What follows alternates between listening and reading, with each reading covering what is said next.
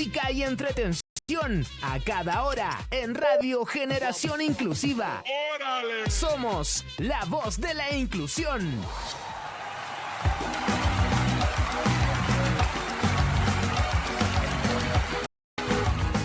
Muy buenas noches, mi gente de Radio Generación Inclusiva. Sean todos bienvenidos a un nuevo episodio de Voces Sin Límites, el programa radial que busca conversar, explorar historias que nos llevan inspiración, historias de resiliencia, pero también conversaciones con aquellos profesionales que marcan una diferencia en el mundo de la educación, la salud, la inclusión y la discapacidad. Soy Yaniska González, educadora diferencial, psicopedagoga clínica y terapeuta de integración sensorial, con más de 30 años en esta área. Pero hoy estoy con ustedes para conducir Voces Sin Límites. Pero les voy a decir algo. Vayan allí en YouTube, en la campanita, suscríbanse y ayúdenos a seguir creciendo como comunidad, porque para nosotros la inclusión es importante. La noche de hoy, mi gente, les tengo un temazo y por supuesto les tengo tremenda invitada, una invitada de lujo. Pero para ello les voy a adelantar una frase que conseguí por allí, donde dice que emigrar es desaparecer para después renacer, pero inmigrar es renacer no para desaparecer y nunca más volver, sino para reaparecer. ¿Okay? Entonces, venimos con esa frase de Samir, un sociólogo francés. Ya ustedes saben por dónde viene la cosa. Pero les cuento que mi invitada de hoy tiene una trayectoria de resiliencia, de vocación. Es tremenda persona, es un dulce porque la conozco en persona. Y ella hizo un viaje de Los Teques, Estado Miranda, Venezuela, a Georgia. Ella ha recorrido un camino lleno de retos y de aprendizajes, dejando huellas como psicólogo, como maestra ahora en el condado de Hull. Y si lo digo mal, ustedes saben que mi inglés es malísimo. Y como voluntaria de la Fundación de Inclusión de Discapacidad, voy a esperar que después ella nos diga cómo se pronuncia eso.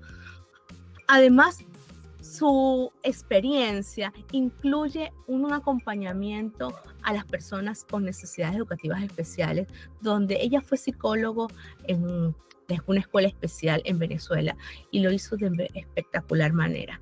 También combina la orientación y su especialización en terapia de pareja, pues también tiene una formación en enfermería. Y así como podemos ver, pues tienes una mujer bastante preparada para que hoy conversemos con ella, ¿verdad? Y vamos a abordar un tema importante, el duelo, la resiliencia en la migración, pero no en cualquier migración, en la migración de nuestros pequeños, en la migración de los niños, las niñas y los adolescentes.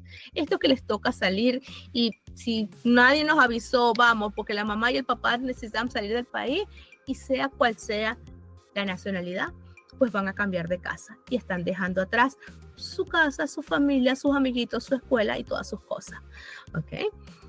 Entonces sabemos que esto es un proceso muy difícil que conlleva un cambio radical para cualquier familia. Pero en los niños el impacto, señores, es aún más profundo y muchas veces no lo vemos, muchas veces es invisible. Entonces, ¿cómo nos ayuda a construir esa fortaleza emocional que necesitan para esta nueva vida? ¿Cómo lo ayudamos? ¿Qué recursos emocionales y educativos marcan esta diferencia y nos pueden ayudar a ellos?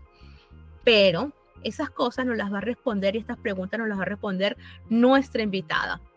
¿Y saben quién es nuestra invitada? Pues Lorena Liendo, de Arise. Ella es una mujer que ha dedicado su vida a la inclusión, a la psicología, a la educación y el apoyo a quienes más lo necesitan. Muy buenas noches, Lorena, querida. ¿Cómo estás? Buenas noches, profesora Yaniska. Para mí es un placer, de verdad un gran honor compartir este espacio tan especial en esta noche. Y bueno, de verdad aquí abierta a compartir mi experiencia, abierta simplemente a contar un poco de mi vida, de las situaciones que por supuesto como venezolana migrante, pues aquí en Estados Unidos hemos estado aprendiendo o he estado aprendiendo, seguimos aprendiendo porque uno no deja de aprender. Realmente cada día es un nuevo aprendizaje. Y bueno, simplemente aquí dispuesta a compartir un poco de toda esa experiencia. Así mismo es. Bueno, la noche nos promete esta conversación, pero antes, ¿verdad? Vamos a ir a una pausa y luego vamos a regresar conversando cómo es este proceso migratorio y qué debemos hacer, ¿ok? ¿Cómo es eso que llegas de Los Teques a Georgia? Comenzando por eso. Pero nos vamos a una pausa y ya regresamos. 24 horas de tu música favorita. Estás en Radio Generación Inclusiva. Y regresamos con nuestra invitada especial de esta noche, la licenciada, la psicóloga Lorena Liendo, de Arise. Lorena, cuéntanos, esta psicólogo que pasa de psicólogo. Vamos a empezar con este duelo primero, con saber el tuyo en principio, y después vamos con el de los niños. De psicólogo a ser la maestra de prekinder o de kinder en Georgia, ¿verdad? Y de Los Teques a Georgia. Cuéntame eso. Bueno, realmente fue un cambio y yo siento que todavía uno no puede decir que lo superó totalmente porque siempre queda un sentimiento de nostalgia, de querer anhelar eso que quedó atrás, pero ¿qué pasa? Con las herramientas que uno tiene, pues sigue adelante y se va abriendo a las nuevas experiencias. Pues sí, fue un cambio radical en toda la situación país que vivíamos en ese momento y que todavía se vive, pero en ese momento estábamos en el 2016, nos remontamos al 2016, cuando mi esposo decidió hacer un paseo de exploración a Estados Unidos para ver cómo nos iba, con la mentalidad de que si iba bien, pues nos quedábamos. Literalmente nos dijo así, vamos a viajar, pero si nos va bien en este viaje temporal de un mes, nos quedamos sin necesidad de regresar. Y bueno, ya uno como que se estaba preparando y decir, bueno, uno con la maleta hecha, uno con el deseo, ojalá que nos vaya mal para regresar, porque esa era mi mentalidad. Ojalá no se encuentre trabajo, ojalá no nos reciban, cuestión de regresar a Venezuela. Pero de verdad, como dice, bueno, no es la agenda de uno, pues realmente Dios es el que maneja el todo. Y se fueron abriendo los planes, los caminos, nos recibieron muy bien unos amigos aquí. Mi esposo empezó a trabajar y bueno, ahí fueron muchos cambios. Realmente creo que el duelo no se pudo llevar bien porque llegando a Estados Unidos me entero que estaba embarazada. Realmente fue un golpe. Quedé embarazada realmente aquí. El cambio fue que aquí quedé embarazada en esos días de llegada. Claro, pero vamos a aclararle a nuestra comunidad de que ya tú te fuiste con una niña adelante, ¿cierto? Porque esa no es la que yo conocía.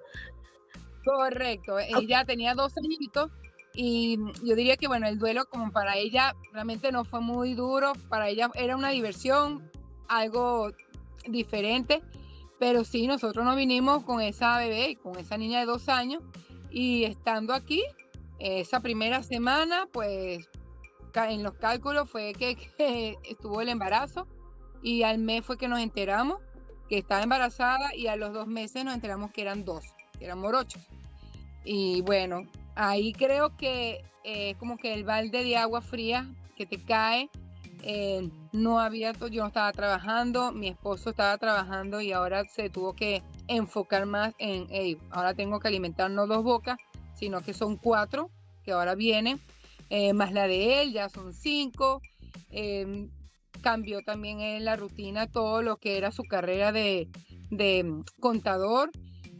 Para trabajar en construcción y bueno, realmente que fue un duelo profesional, fue un duelo familiar, un duelo emocional, un duelo en varias áreas, realmente fue en varias áreas, no pudimos procesarlo, lo estábamos procesando y bueno, creo que ahorita podemos decir, bueno, gracias a Dios sí logramos salir victoriosos gracias a mucho del apoyo de la gente que nos encontramos, porque más que familia, como dice, uno hace familia al andar, uno hace familia en el camino y es la familia que encontramos aquí, que fueron esos amigos que fueron llegando, que nos recibieron, americanos, incluso mexicanos, de varias nacionalidades que nos tendieron la mano en ese momento. Y bueno, fue empezar a aprender los motores. Empezar a aprender los motores, ya no agarrándose esa nostalgia, sino mira, ya estamos aquí, tenemos 2 niños americanos, una niña que ya viene en crecimiento y bueno, que simplemente va a hacer su vida aquí y siempre enfocándonos en que, ok, vamos a buscar calidad de vida. Eso era entonces nuestro propósito ahora. Somos 5, no podemos estar pensando en regresar porque las cosas van a cambiar. Y bueno, nos tocó entonces empezar a sacar esas emociones, retomar nuevos cambios. Y bueno, eso fue realmente ese cambio, empezar como que a dejar en la maleta, como decían muchos, empezar a guardar en la maleta esos títulos, esas cosas que nos ataban, como ese cordón umbilical que nos ataba a nuestra Venezuela. Bueno, había que cortarlo y seguir adelante realmente. Claro.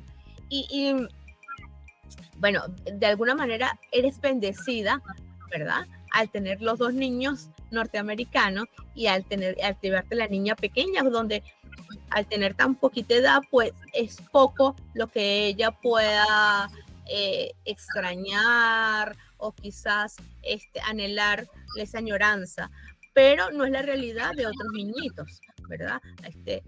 ¿Qué sucede con estos otros? ¿Qué pasa con este duelo? ¿Cómo podemos definir este duelo migratorio? Vamos primero con esa definición. ¿Cómo definirías tú este duelo migratorio? Ese duelo migratorio se define como aquel dolor emocional que se siente cuando tú te separas de tus raíces, cuando te separas de tu cultura, te separas de lo que tú conoces, sea de tu familia, sea de tu trabajo, de tu profesión, de todo lo que te vio crecer, de todo lo que te hizo madurar. Ese es el duelo migratorio. Realmente muchos, y creo que en esta época muchas cantidades de venezolanos, muchos venezolanos vamos a decir, desde el 2014 para acá, que fue que empezó a crecer pues ese proceso migratorio, se ha visto y se ha sentido, donde nos tocó simplemente empezar de cero, porque es así, empezar de cero, desligarte de todo aquello, agarrar tu trapito, limpiarte las lágrimas, sacudirte la tierra y bueno, seguir adelante. Pero es difícil, sí, ese duelo migratorio donde simplemente tienes que caminar con tu corazón arrugado, pero no puedes hacer más nada, porque tienes que visualizarte hacia un futuro donde, ok, o me quedo estancado por mí y afectando de alguna manera a mi familia, o simplemente tengo que levantarme en este proceso y bueno, ver tal vez, yo diría que tal vez un poco a nivel psicológico, un poco de negación de sí mismo por simplemente ser altruista a la familia. Realmente es qué es lo que yo le puedo ofrecer, aunque me duela, aunque esté en una situación difícil, deprimido, necesito darle a mi gente, a los míos, a mi descendencia, un propósito mejor, un futuro mejor. Claro, pero hay una diferencia clara en lo que es salir, ¿verdad? Emigrar porque yo quiero estudiar, porque tengo un empleo, porque no sé qué, a lo que sucede pues con la migración venezolana, que fuimos obligados, ¿verdad? Empujados, porque en mi vida yo pensé que yo iba a emigrar, en mi vida yo pensé que yo iba a salir a comenzar de cero en otro lado, y lo mismo me imagino que tú, aunque tú eres mucho más joven, ¿verdad? Eso, entonces yo creo que hay una diferencia allí y se vive distinto, ¿será?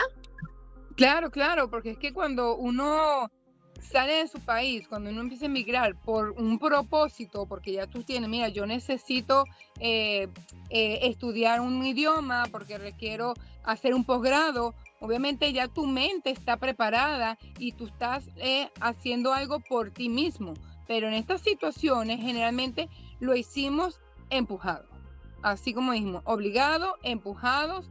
O sea, no queríamos, creo que nos negamos y muchos todavía nos negamos a quedarnos donde estamos, porque esa es la realidad de muchos. Nos negamos a quedarnos donde estamos porque de alguna forma queda una esperanza de querer regresar, pero simplemente había que hacerlo. Realmente es eso, había que hacerlo. No es porque yo quería, no era porque yo iba a crecer, no era porque iba a estudiar y después regresar, sino que nos tocó. Nos tocó por la situación social, por la situación económica, por la situación política, por muchas situaciones nos tocó hacer. Y lamentablemente como bien lo estamos diciendo, es una migración completamente diferente. Es un duelo totalmente diferente, que obviamente no se acepta. Yo siempre lo digo, es diferente cuando tú tienes un familiar con una enfermedad terminal a una persona que lamentablemente perdió a un familiar por un accidente.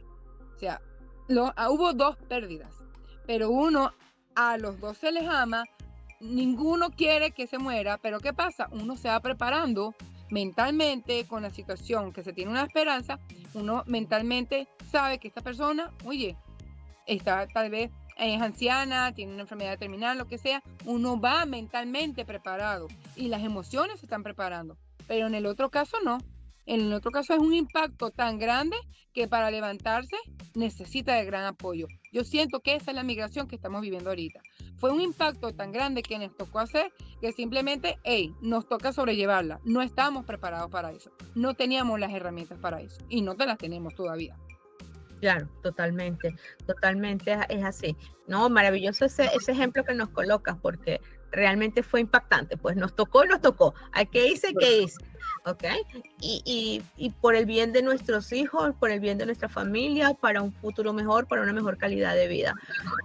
Vamos a ir a una pausa, pero de regreso quiero que conversemos sobre cómo lo llevan los niños, cómo lo padecen los niños que vienen de diferentes formas y que han emigrado del país de diferentes formas. Vamos a una pausa y regresamos. Alegra tu día con Radio Generación Inclusiva. Deja de bostezar. Ponte a reír con la mejor programación.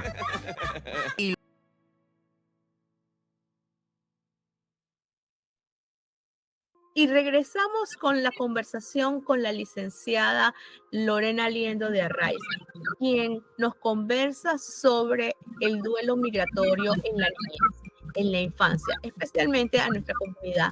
Pero obviamente este duelo se ve reflejado en nuestros niños haitianos, en nuestros niños peruanos, en nuestros niños colombianos, en los mexicanos que van a Estados Unidos, ¿verdad? Y por supuesto en los venezolanos que están regados en todo el mundo.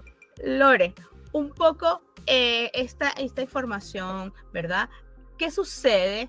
Vamos a hablar de qué sucede primero con estos niños que les ha tocado, unos viajar solos, otros irse por los caminos verdes, ¿verdad? Por la trocha, por el Daire, por el desierto, o que han tenido que caminar, no sé, varios países para poder llegar al su destino.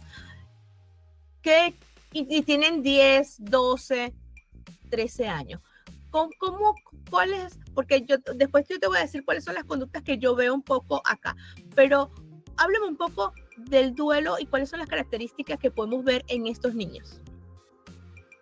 Oh, sí, son totalmente diferentes, y si lo vamos a enfocar en la forma en el medio, en la forma en que llegan a Estados Unidos y las edades, por supuesto, vamos a ver muchas diferencias.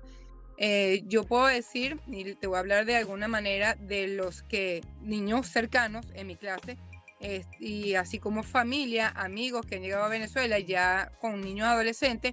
Entonces, claro, cómo ellos han experimentado y cómo han vivido esas situaciones, e incluso aquellos que se han venido de manera obviamente ilegal por Río Bravo, por la frontera. Wow, o sea, es escuchar cada versión y de verdad impacta. Por lo menos en mi caso, ahorita tengo primera vez en el salón, tengo a 2 niños venezolanos. Es raro porque en los años anteriores eran generalmente la población aquí mayormente, por lo menos en este estado, mayormente es mexicano y salvadoreño, con algunos guatemaltecos, hondureños, pero generalmente está la población más fuerte. Pero estos 2 últimos años, sobre todo este año, ha crecido la población venezolana. Y obviamente población venezolana con niños. Entonces este año tengo 2 niños que han venido en situaciones, vamos a decir, extremas. El año pasado había uno que fue a quien escuché claramente, un niño de apenas 4 años, y era simplemente escuchar cómo él vivió el paso por el Río Bravo. De verdad que escuchar a un niño que contaba la experiencia, mi papá y mi mamá me daban comida y nos sentábamos en la tierra y a veces no teníamos comida y teníamos que pedirle al que estaba al lado y dormíamos a veces sin cobija y estaba pasando frío y que el susto de haberse mojado en el río. Realmente nada más ver y escuchar eso de un niño de 4 años para mí era impactante. Eso realmente lo marca y eso lo va a tener allí presente. El hecho de llegar a un país no solamente de esa manera, sino que ahora está llegando a un país y él dice, es que yo no entiendo cuando habla inglés, no sé qué es lo que me dice, y encuentra por fin a alguien que en su medio que le apoya, que por lo menos habla el español, que se sentía perdido, y ser como que esa parte, ese hombro, ese bastón que lo ayudaba a levantarse, para mí fue algo de verdad grandioso.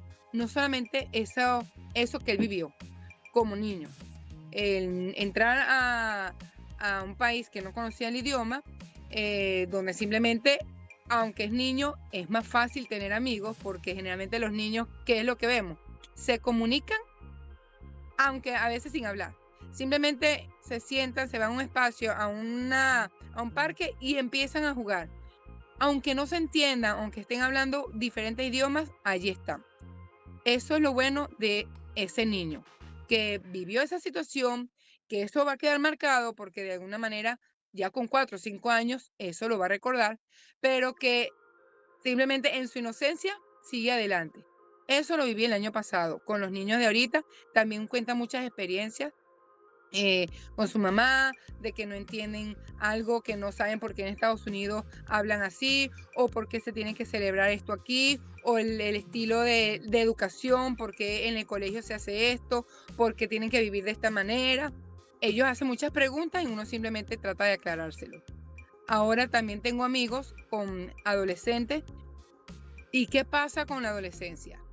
Que ya ellos han establecido sus raíces en Venezuela, ya tenían su núcleo, quizás estudiaron toda su vida en el mismo colegio y aún en el liceo, y resulta que tienen que salir, tienen que romper ese vínculo con esos amigos, con esa familia, con los abuelos quizás que dejaron, los tíos, los primos, los amigos y vecinos, para entrar a un país donde obviamente no tienen la base de inglés, porque entonces para un niño es mucho más fácil aprender el idioma más rápido que un adolescente que tiene que empezar desde cero, donde entra de una vez y empieza la inmersión en el colegio, donde no se habla nada de español, pero le forzan a que, hey, tienes que ponerte a practicar matemática, vamos al lenguaje, vamos a social, vamos a ciencia, sin entender nada. Realmente es un choque. A nivel emocional es un choque. Claro, y es un poco lo que también le pasa aquí a los niños haitianos. ¿Ok? Que también hay un choque y una barrera del idioma muy marcada a este nivel. Pero también hay una parte que por lo menos a mí como profe me he tenido que topar con eso. Es el hecho de que muchos niños desarrollan conductas rebeldía, conductas, ¿ok? Un poco están enojados con la vida, un poco están enojados. ¿Pero por qué? Porque aunque los niños actualmente tienen sus derechos, ¿verdad?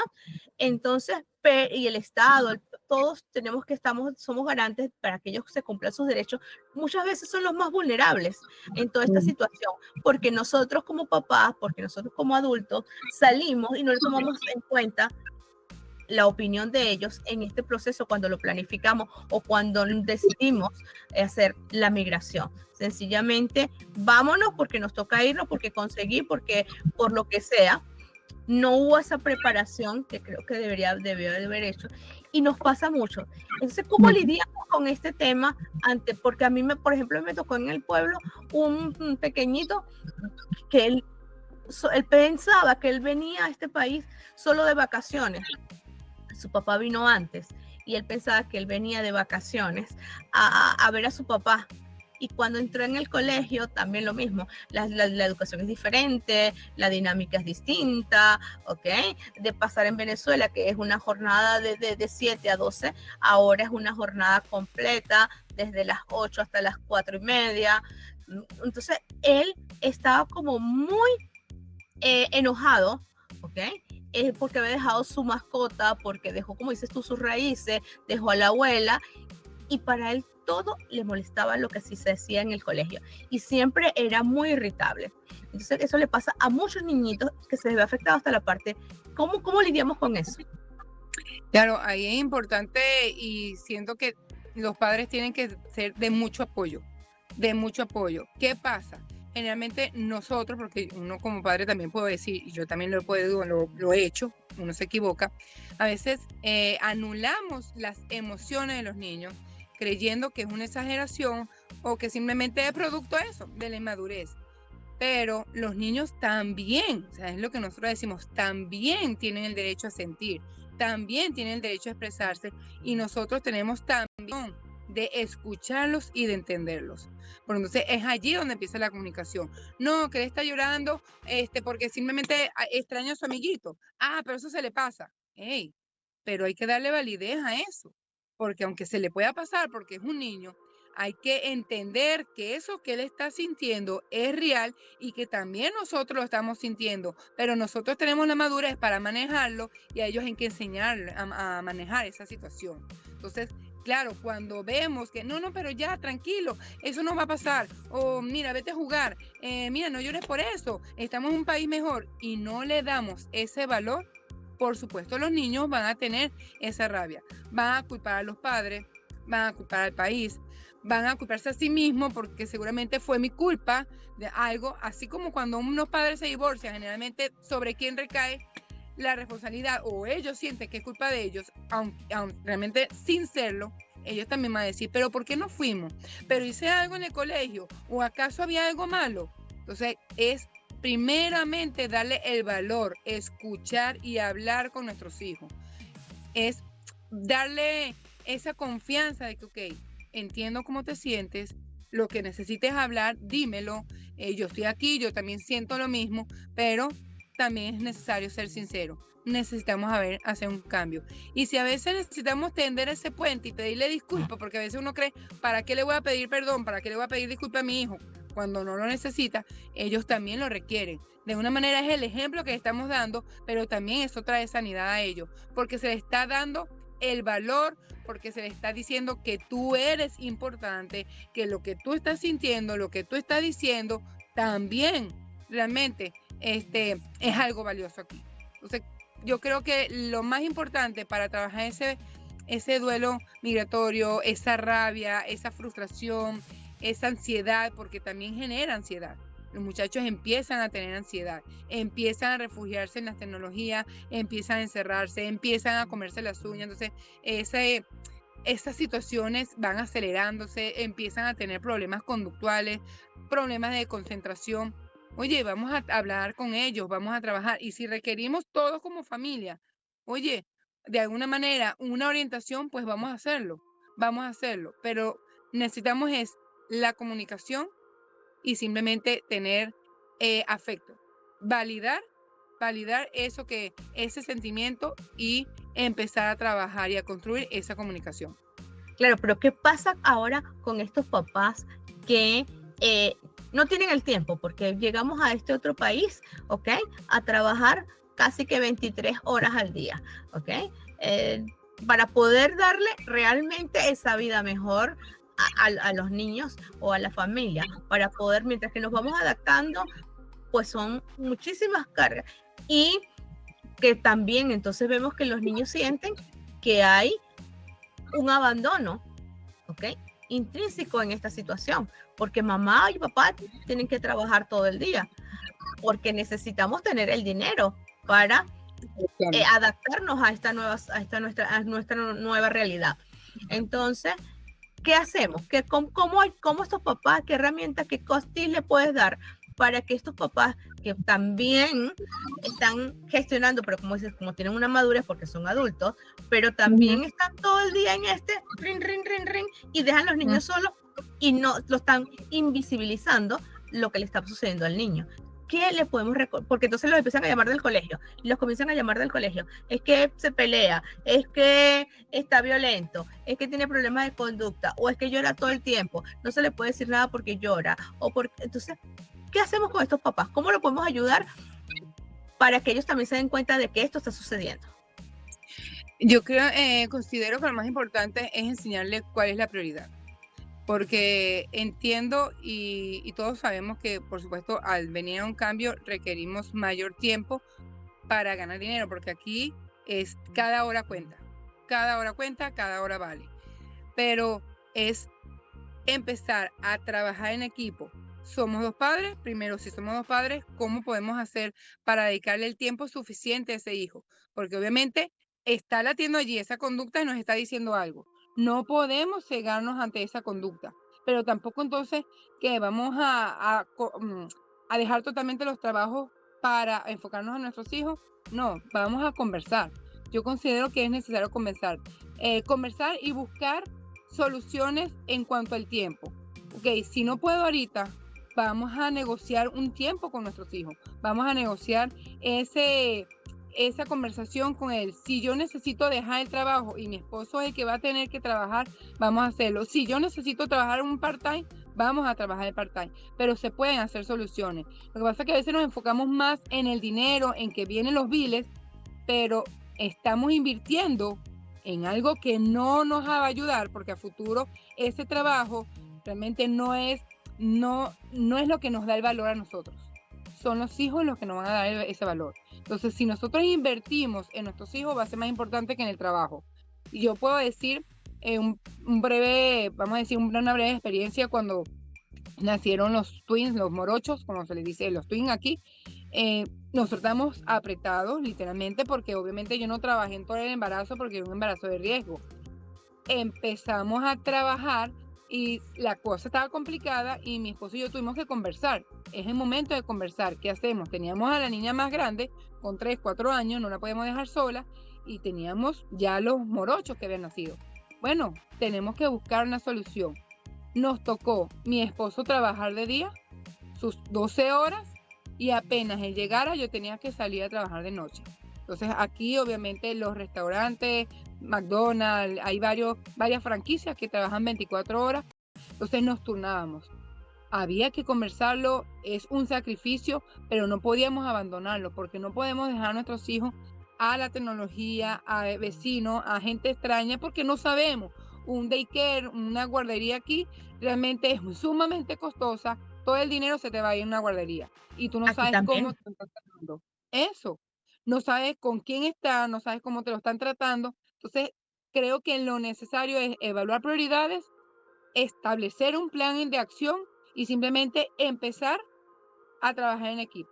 Vamos a delegar algunas cosas, vamos a sacrificar otras, pero yo creo que eso es lo importante, porque si los dos padres, y aquí también he visto mucho, una mamá que tiene un trabajo fijo, un part-time o quizás un tiempo completo, pero el papá está de Uber. Entonces, ese Uber, él puede manejar su tiempo para estar con su hijo.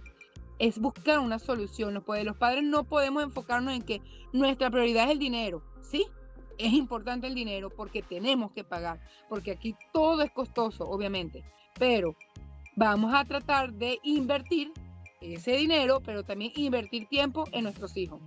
Entonces, por eso es que están sucediendo muchas situaciones aquí en este país, con el porte de armas, con el bullying, con simplemente suicidio, niños que están huyendo, que se están perdiendo en la casa. ¿Por qué? Porque no hay ese afecto, porque no hay esa compañía, porque no hay esa autoridad en la casa. Y se están dejando a los hijos con padres sustitutos. Padres sustitutos Totalmente. que no están enseñando. Sí, no, totalmente. Pero ya en el próximo espacio hablamos del bullying, de cómo esta adaptación. Cuéntame un poco, ¿cómo ves tú este proceso, este duelo, esta migración, cuando llegamos a las salas de clase? Además de la barrera de idioma, pero que también le pasa acá a los niños en Chile y hablamos el mismo idioma, pero que a veces no entendemos, porque aunque hablemos los dos español, aquí a veces es complicado el comprender palabras, el comprender la otra persona, el rapidito que hablan, entonces, y bueno, también existe como un poquito esa barrera al igual. Pero, ¿cómo lo ves tú? ¿O qué debemos hacer nosotros los docentes, verdad? Para ayudar de mejor manera a nuestros niños que vienen pasando por un proceso migratorio, pero que están en el duelo como tal? Mira, como docente, yo lo que trato de hacer con mis hijos es involucrarlos, con los niños, es involucrarlos, es integrarlos a cualquier actividad, es enseñarles de manera efectiva, de alguna manera, de manera divertida, como que se abran a este nuevo mundo, a esta nueva experiencia, para que no sea tan desagradable para ellos. Porque obviamente es lo importante. Aquí decimos, bueno, aquí tenemos mexicanos, salvadoreños, todos hablamos español, pero con simplemente diferentes léxicos, diferentes palabras, incluso dentro quizás los hondureños, salvadoreños tienen un dialecto. A veces ni siquiera hablan el español. O sea, es que hablan su propio dialecto y no se entiende. Entonces es un dialecto o simplemente hablan el español más el inglés. Y dentro del inglés también hay diferentes estilos, si es el inglés de los blancos, el inglés de los morenos, el inglés de los hispanos, es totalmente diferente. El acento es totalmente, el lenguaje, la rapidez, como lo comentaste ahorita, y es tratar de involucrarlos. Yo siempre le digo a los muchachos, tengo de todos los estilos allí, y es buscar una manera divertida donde le podemos enseñar la cultura, donde se le pueda perder el miedo. O sea, que estamos en un país que nos abrió las puertas, pero mira lo que podemos hacer con esto. Tenemos esta cultura, mira, tenemos esta comida. Oye, pero es que la comida no nos gusta, pero es que esto es muy picante o esto realmente es muy grasoso. Bueno, vamos a buscar la manera, porque no nos podemos cerrar, porque estamos aquí. Estamos aquí y no podemos entonces decirle, no, es que tu comida es mejor, es que la comida de Venezuela es mejor o la comida de México es mejor. No, vamos a buscar aprender. Entonces, una de las cosas que a mí me encanta es eso, aprender a conocer los diferentes platillos y enseñarle a esos niños, bueno, mira, en el mes de la hispanidad vamos a probar diferentes platillos. Cada quien traiga su traje típico, cada quien traiga su bandera, cada quien traiga alguna actividad que es muy común en su país y vamos a aprender de eso. Y si nosotros empezamos como maestras a hacer ese puente, incluso dentro de nosotros como maestras, que nos llevemos con otras maestras de otra cultura y que ellos vean eso, el miedo también y esa negación se va a ir perdiendo. Porque de verdad yo sé que es así. O si nos aperturamos, una de las cosas que yo siempre le he dicho aquí, sobre todo con el idioma, yo le doy gracias a Dios que tampoco he sufrido de xenofobia en ti, no con los americanos. De una manera, en un momento trabajé en un restaurante y había xenofobia de los mismos hispanos que crecieron aquí y ya se consideraban americanos porque hablaban el inglés. Entonces creo que yo sentí más los brazos abiertos de los mismos americanos. Y una de las cosas que yo he aprendido y le decía a la gente, no tengas miedo al inglés. Incluso yo llegué con miedo al inglés, pero decía, no tengas miedo al inglés, porque cuando los americanos ven que tú estás haciendo el esfuerzo de hablar su idioma, aunque no lo hables bien, pero tú estás haciendo el esfuerzo de hablarlo y no te enfocas en que, no, yo no sé inglés, yo voy a hablar español y a mí que me entiendan porque sí, ellos se cierran. Cuando tú empiezas a aperturarte, ellos empiezan a tratar de hablar tu idioma. Y eso a mí me ha funcionado. Yo trato de hablar el inglés y ellos intentan hablarme en español, pocas palabras que ellos se sepan. Y eso es un puente, ellos están armando ese puente. Pero si nosotros venimos con que yo no quiero aprender este idioma, yo no quiero agarrar nada de esta cultura, yo no quiero comer esta comida, ellos también te van a cerrar las puertas y no te van a poder abrir. Entonces, si nosotros eso le enseñamos no solamente a los niños, sino incluso a los mismos adultos que están llegando, mira, no te niegues, ve a hacer un curso de inglés, involúcrate en este trabajo, vamos a ver, hay forma de aprender en inglés, vamos a ver unas películas, que las canciones tú aprendas en inglés o trata de hablarlo sin temor, yo creo que también esas barreras se van rompiendo. Claro, totalmente. Y es complejo. Vamos a ir a una pausa y luego de nuestra pausa vamos a conversar un poco con lo que se le suma a esta migración o lo que se le suma a este duelo, a este proceso, que es el bullying. Muchos niños están pasando por, sencillamente por llegar de un país diferente. Pero vamos a una pausa y luego conversamos. Oye, actualízate. ¡Órale! Buena música y entretención a cada hora en Radio Generación Inclusiva. ¡Órale! Somos la voz de la inclusión. Y regresamos con esta magnífica conversación cargada de emociones, cargada de nostalgia y de sentimientos, ¿verdad? En pro de nuestros niños, con la licenciada Lorena Liendo Arraiz. Lorena, hablábamos un poco sobre este proceso que fue la migración, cómo lo debemos llevar, cómo es en casa, la escuela, pero qué sucede y cómo lo enfrentan estos nenes que llegan a un colegio, ¿ok? Llegas a un país nuevo, a un colegio nuevo y te hacen bullying. Okay. ¿Qué hacemos con eso?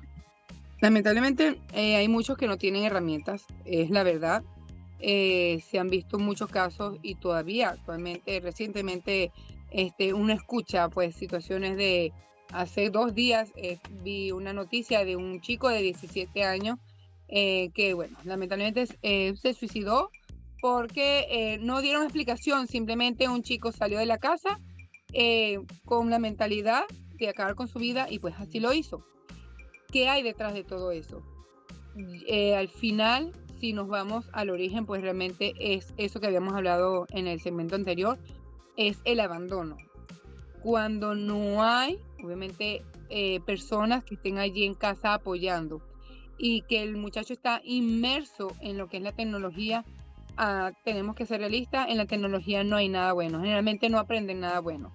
Empiezan a ver, empiezan a escuchar, empiezan a sentir o empiezan a reunirse con grupos digitales, pues que no son de ánimo, que no son motivacionales, que no son de buena influencia, empiezan a hacerle creer que no es importante, que no es valioso y todas esas ideas ellos lo van recibiendo. Por supuesto no hay herramientas.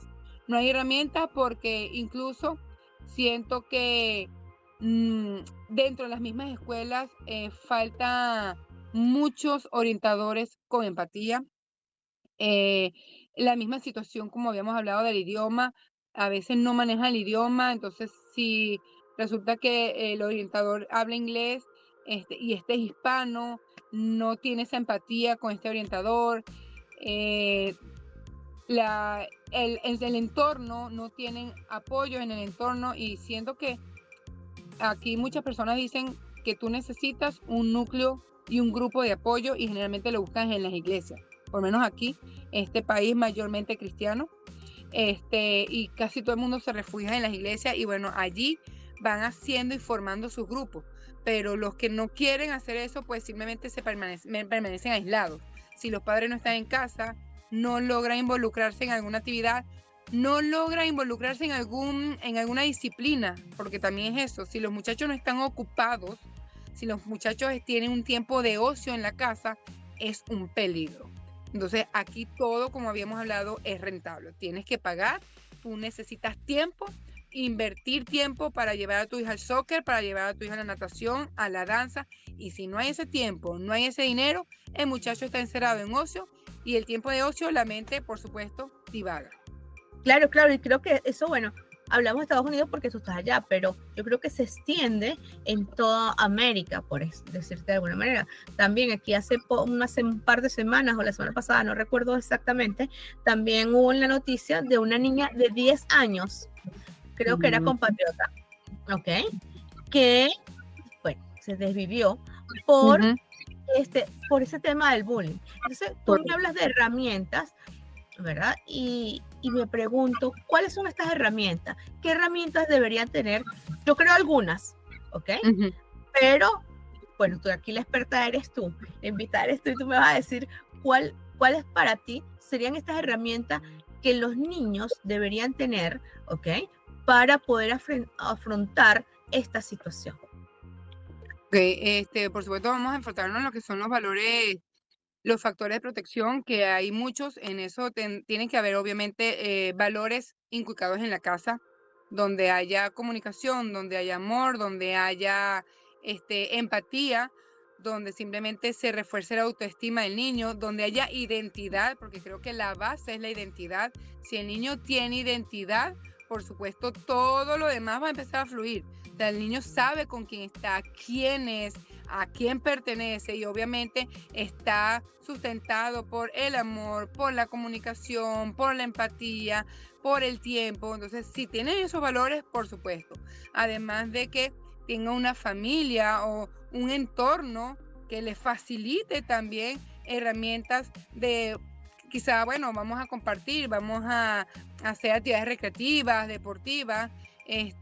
También yo considero que es importante los valores cristianos que se han abandonado muchísimo.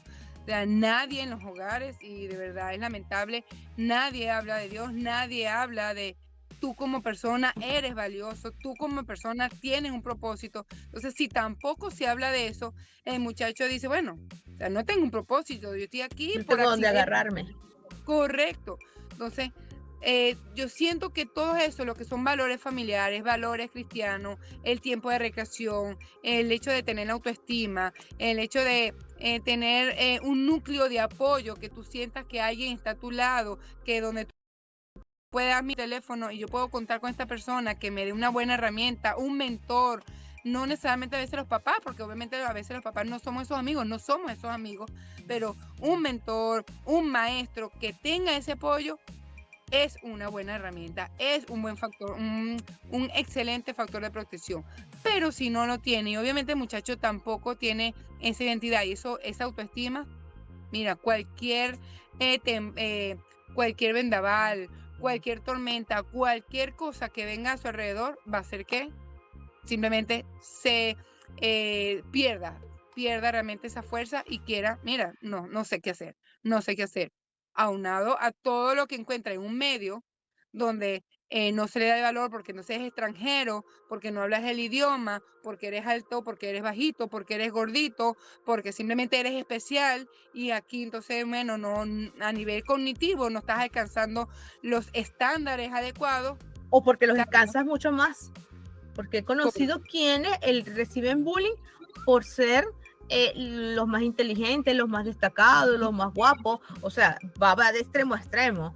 ¿Okay? Correcto. Y yo le sumaría a las herramientas que tú estabas diciendo, la comunicación. Pero esa comunicación la tenemos que sembrar, yo creo que como papás, la sembramos desde bebés. Desde bebé, conversar y darle la seguridad a nuestros hijos de que no hay nada, ¿okay? No es que somos invencibles, pero no hay nada que a ellos les pueda causar que nosotros no podamos resolver. O sea, que estamos allí para ellos. Y si no lo podemos resolver, lo vamos a resolver juntos. Pero eso de de tener miedo, de no decirnos las cosas porque nos puede pasar algo, o por lo menos yo me acuerdo que cuando mi hijo estaba pequeño, yo le decía, no, a mí nadie me va a pasar, a mí no me va a pasar nada, usted cuéntemelo. Que si alguien le dice que no se lo diga a su mamá, eso es mentira, usted tiene que echarme el cuento a mí. ¿Okay? Y siempre conversábamos de cómo te fue en el colegio, no porque vaya a ser su amiga, porque para eso él tiene sus amiguitos, no, yo soy mamá y siempre voy a ser mamá, pero sí que tenga la confianza suficiente para decirme, me está pasando esto, y que yo desde ese convivir sepa que cuando él pasa esa puerta, yo le pueda ver la cara y decir, no solamente preguntarle cómo te fue, sino que si él me dice bien, pero la cara me dice otra cosa, ¿por cómo te fue?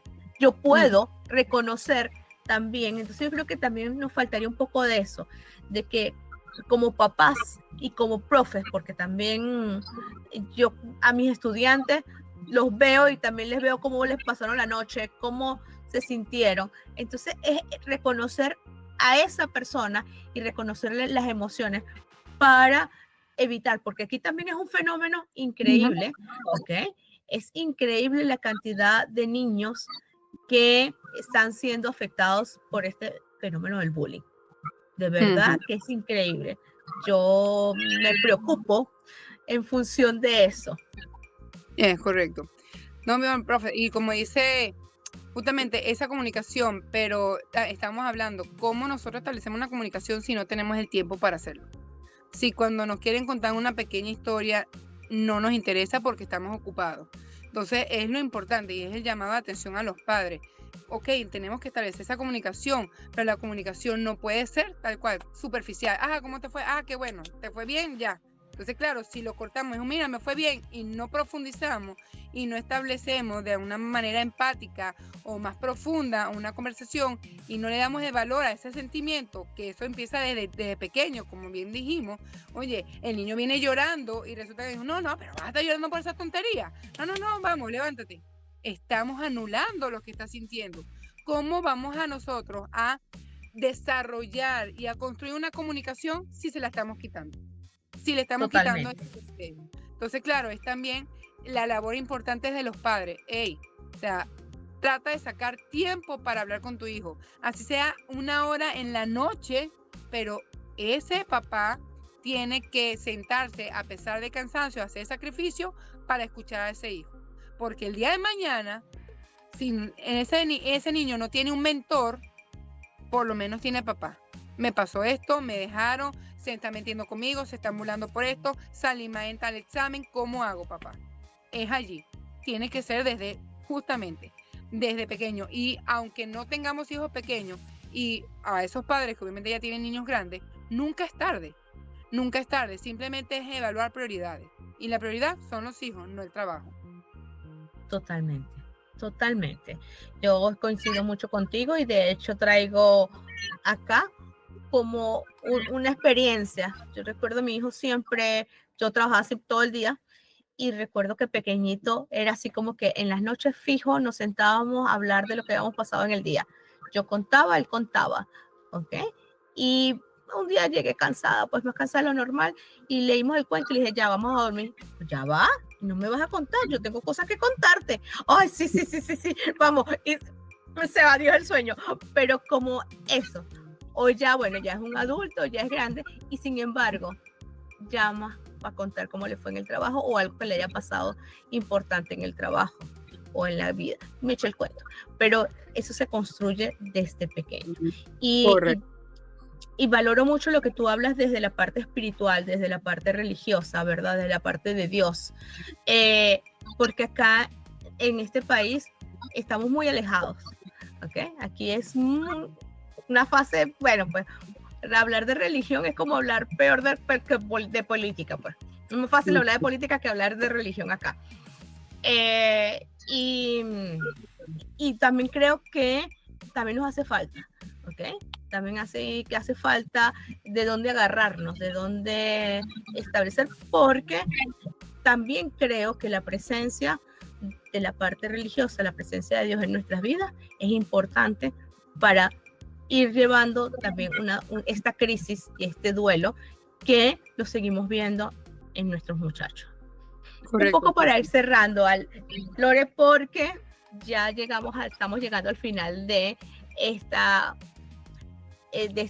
entrevista que, bueno, se me pasó así, rapidísimo, de verdad que sí.